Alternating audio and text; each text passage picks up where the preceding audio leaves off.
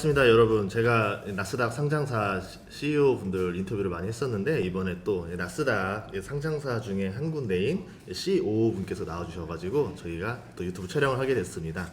파커 화이트님이거든요. 자기 소개 좀 부탁드리겠습니다. So I'm Parker White, COO and CIO at DeFi Development Corp, ticker DFDV, and one of the co-founders. Myself and Joseph, our CEO, started the company. That's me. 그러면은 이제 이 회사가 원래 제가 알기로는 다른 사업을 하다가 이번에 이제 이름을 바꿨다 들었거든요. 왜 그랬는지 좀 들어볼 수 있을까요? Myself and Joseph, our CEO, had this idea to take the MicroStrategy playbook and build upon it to create a Solana-specific playbook. And obviously to do that, you need a public vehicle. And so our CEO, he reached out to a buddy of his who knew, he knew Blake Janover as a personal friend. Blake ran Janover Inc., which was and still is a real estate tech platform. And the company was pretty small, NASDAQ listed. And so we came in really to just run the treasury side of things to start. And so it was the real estate platform and then this new treasury operation. And then we brought in actually my validator business to the treasury operations. And since then, we've really expanded the treasury piece of the business. But the real estate platform still exists and it's growing pretty rapidly, which is great. It's small, but it's growing. And so we've kind of got these two businesses under the one umbrella. But when we acquired Janover, it was about a 5 million market cap business. We're close to 500 million now. So most of the value comes from the Solana treasury operation, hence changing the name to something more, DeFi or Solana oriented, and then changing the ticker to go along with that.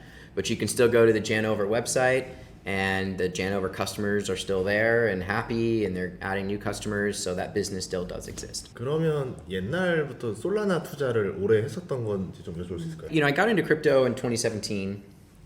And really started digging into Bitcoin in 2018 and fundamentally understanding what Bitcoin is about.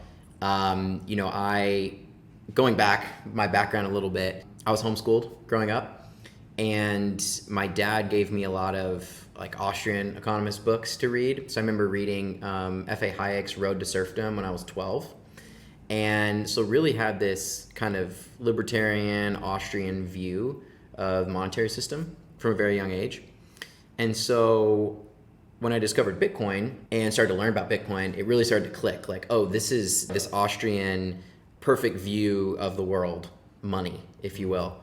And so once I really understood what Bitcoin was about, then kind of started to expand from there. And so, Bitcoin's great and it's a pretty solid monetary asset, money, store of value, that kind of thing. But what we've seen historically is that Bitcoin is just used in centralized places, whether that's Mt. Gox or FTX or BlockFi, all these other venues that have blown up, right? Because they're basically just banks holding Bitcoin and other cryptos, and then they do the same shit that banks do and then break. And so DeFi is very important. So I was following DeFi Summer very closely on the Ethereum side in the early days with, Aave and Compound and some of these others. But obviously there's a lot of limitations, the scalability, the fees, all these things. And so then when I discovered Solana, it really clicked this is how you can use Bitcoin, stable coins. This is how we can build a new financial infrastructure layer on top of Bitcoin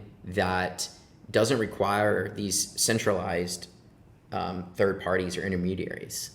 And so that's kind of the lens that I applied to Solana, which is this infrastructure layer. We can get rid of the centralized exchanges, we can get rid of the banks, or they can plug into Solana, but you can use Solana to do all this activity.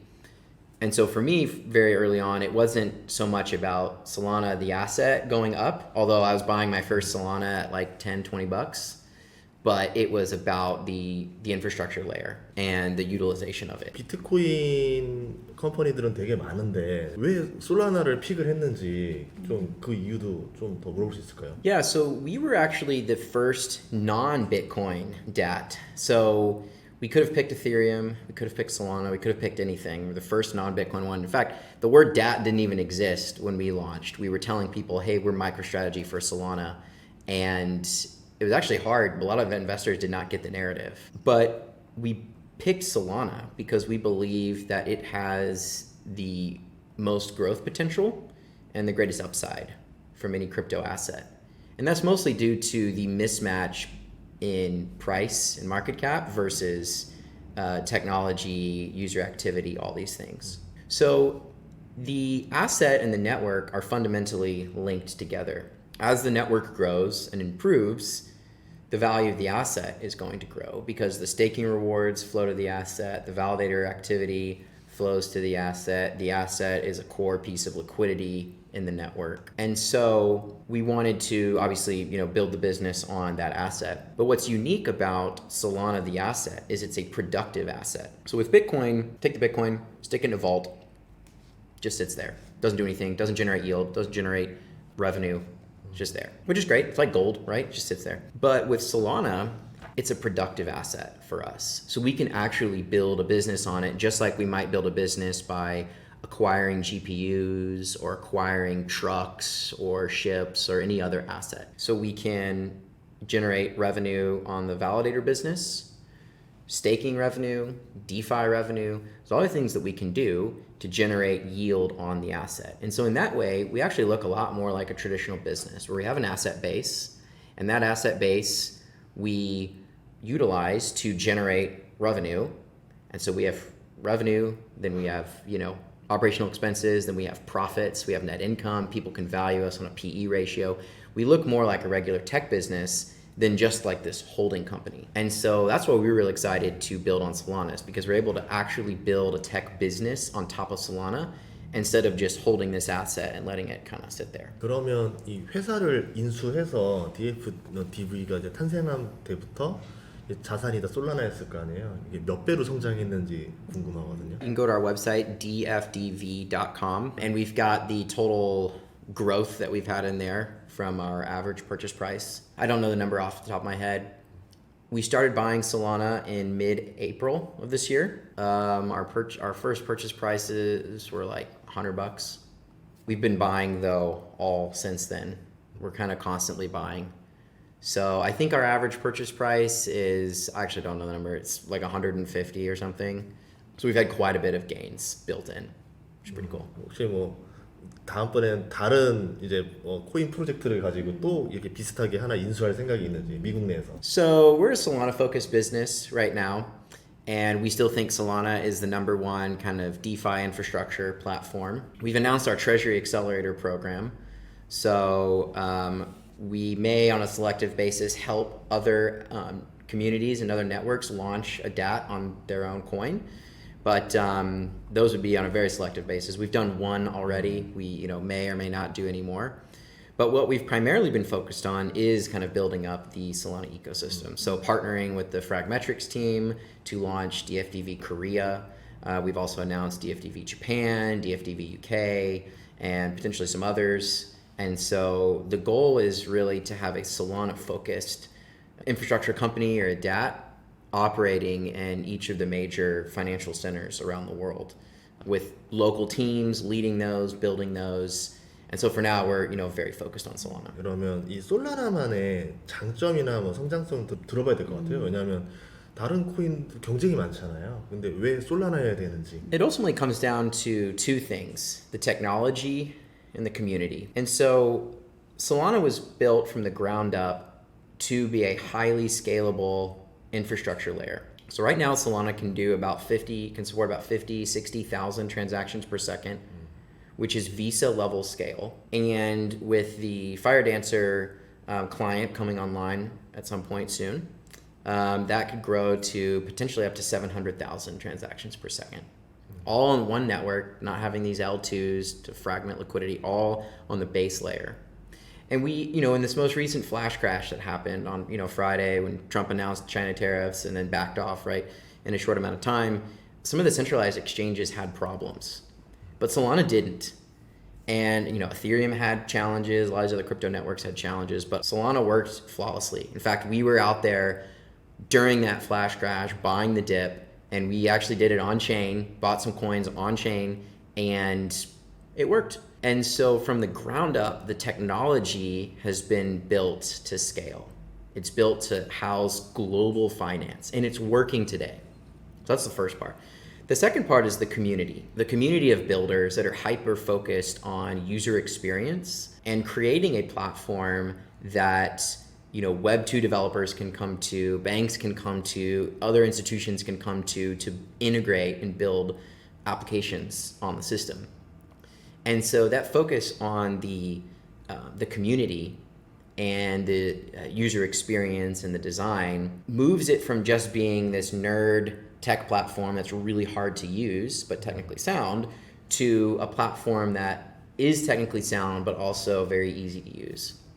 And so I think those two things together are really important for building an infrastructure layer that's successful, and that's what Solana is. 제가 두 가지 너무 궁금했던 게 있어서 여쭤볼게요. 하나, 그 솔라나 네임에 대한 유래나 이거 좀 아시는지 궁금합니다. I think it's named after Solana Beach in California. The Solana team, a lot of them started in California, in the Silicon Valley tech scene there. So I think it's named after Solana Beach. 하나 더, 이게 뭐냐면 제가 느꼈을 때 미국이 지금 블록체인 생태계에서 두 개를 되게 예뻐하는 것 같은 게 하나가 솔라나고 두 번째가 코인베이스 같아요. 그래서 이게 그렇게 진짜 느끼시는지 아니면 혹시 코인베이스와 솔라나도 어떤 관련이 있는 건지 궁금합니다. I think the Trump obviously administration, or well, not the administration, Trump himself launched the Trump meme coin on Solana. But I don't think that was particularly because of some backroom deal with Solana or anything. I think it was just, if you're going to launch a meme coin, the place to do it is on Solana. It has the best infrastructure for launching.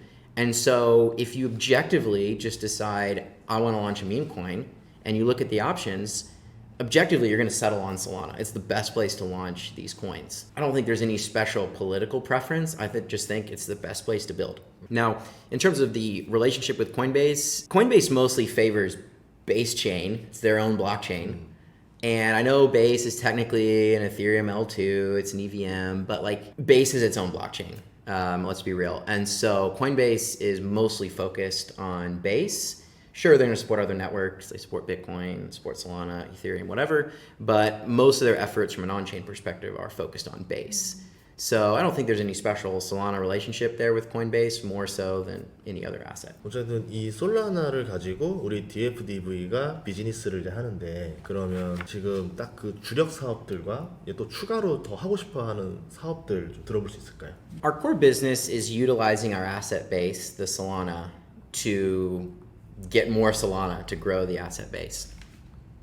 So we've got the validator business. People can stake to our validators. We generate, slightly above average returns on those validators for third-party stakers. We have our own LST on-chain, DFDV Sol, and we've partnered with a number of DeFi platforms, Camino, Drift, Fragmetric, Exponent, Orca, Gauntlet, you name it.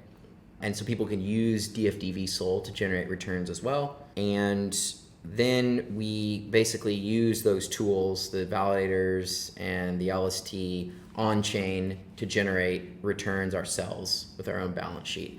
So through lots of different partnerships, where in some cases we can get, coin airdrops and then just grow the Solana on our balance sheet through the yield that we're generating there. So that's the core, kind of our core focus. Another key focus for us, though, is that Treasury Accelerator program. So helping launch DATs in other markets, taking an equity stake in them, charging an asset management or franchising fee, and then all of that flowing back to the parent company, to DFDV US, which we can then use to accumulate even more Solana. And so everything we do is focused on growing Solana on the balance sheet. And we've got these different methods to do so organically. And then, of course, we can raise capital in the capital markets, run the ATM, issue preferred stock, issue convertible bonds, all those types of things. But that's kind of secondary to our core business, which is growing our Solana organically. 왜 여쭤봤냐면 이 솔라나 가격 상승률보다 지금 DFDV 그 프라이스 그 상승률이 더 높았거든요. 이게 왜 그런지 좀 물어볼 수 있을까요? Our goal long term is to outperform Solana. So if you're an investor and you like the Solana thesis, you're like, all right, I want exposure to Solana. There's a couple ways that you can get exposure. You can go buy some Solana in your Coinbase account or Upbit account or whatever. You could stake it. After taxes, maybe you generate 3-4% yield fine. You could buy, in some countries, you could buy an ETF. They'll stake it for you. Maybe it's a little tax advantage, but then there's fees. Maybe you generate like, I don't know, 5% yield. Or you could invest in DFDV. And over the last 3 months, and I don't have the number exactly in front of me, but over the last 3 months, we've grown the Solana on our balance sheet per share. So SOL per share, it's our key North Star metric. SOL per unit of investment. We've grown that by 100% over the last 3 months. So on an annualized basis, that's about 400% growth. So 3%, 5%, or 400%. Now, I don't know if we're always going to be able to do 400%. It's pretty high. But by accretively fundraising, by generating yield on chain through the Treasury Accelerator, all these things that we're doing, we can grow the Solana per unit of investment faster. So what that should mean, it's the goal, long term, we should be able to outperform the price of Solana. Now, there's going to be certain periods where maybe our NAV comes down, even though the price of Solana is going up, or maybe the price of Solana is going down and our NAV comes down. And so maybe there's periods where we underperform Solana. But long term, our goal is to outperform. And we see that historically with MicroStrategy. MicroStrategy has outperformed Bitcoin meaningfully. I believe it's somewhere 2 to 3x since they started back in 2020. Now, a fun fact, actually, our stock is actually the #1 performing stock on the NASDAQ or the NYSE this year. We're up about 2,500% on the year. And that is a 2,500%. And that is the same as MicroStrategy's performance since they started back in 2020. And so, obviously past performance is no guarantee of future returns, but our goal is to meaningfully outperform Solana long term. What that probably means though is more volatility. And we've seen that historically where it's just much more volatile than Solana. And so to the extent that people like that volatility, then DFDV could be a good option. 우리가 일반적으로 나스닥 상장사 회사 생각하면 회사의 매출 이런 것도 있을 거 아니에요. 순이익 이런 게 있어야 되는데 여기는 그러면 그거는 발표할 때 별로 안 나오겠네요. 매출이나 이익은. Yeah, so our business is very unique in that people don't want quarterly numbers. They want real-time numbers. And so we have our quarterly filings and it shows our revenue, and actually we crushed earnings last cycle. But and we've got earnings coming out here soon for Q3. But people don't look at the quarterly earning numbers. I mean, that's a quarter ago. That might as well have been a decade ago in crypto. And so we publish real-time metrics on our website. So you can go to dfdv.com. We've got everything there. We've got our balance sheet. We've got our growth rate in terms of SOL per share. We've got our debt metrics, our share count. We got everything live right there. And we've got an API that people can plug into to stream it as we update. And so we're really focused on those real-time metrics that matter. The quarterly stuff we have to do because we're a public company, and that's great, and we do all of that, no problem. But the real focus is actually bringing much more timely information and data to our shareholders. 참 많이 들어봤는데 아까 그 treasury excellent 프로그램 얘기했었잖아요. 그래서 아까 뭐 영국, 일본, 한국 있었는데 뭐 더 다른 나라도 지금 준비하고 있는 나라들이 있는지 좀 들어보도록 하겠습니다. So we've been spending a lot of time in Asia, as you can imagine, and we think this is, in terms of crypto adoption, I think you look at the adoption metrics in Asia, most Asian countries are far above average globally. And so we think it's a very important region for us to focus on and help develop. And, a lot of the first early crypto adopters built in Asia, whether that was, Mt. Gox, the first major exchange in Japan, a lot of the exchanges based in the area. And so we're really focused on this region. In terms of new countries, we have a couple that we're working on, some Asian countries and some non-Asian countries. Once we get much closer to launching, typically is when we announce. So, as we get there, we'll announce them.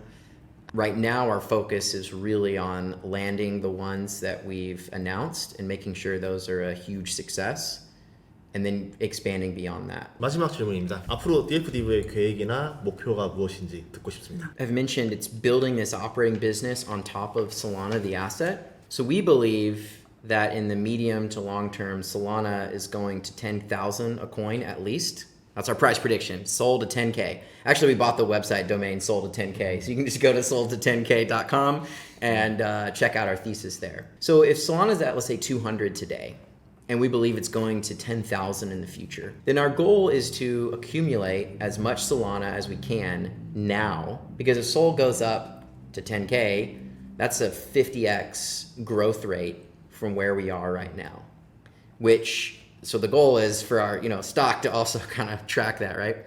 Or outperform that. And so we want to build this operating business that allows us to accumulate as much Solana per share. So we don't want to dilute our shareholders. We want our balance sheet growth to be accretive for shareholders. But we want to basically ride that wave and help create that wave.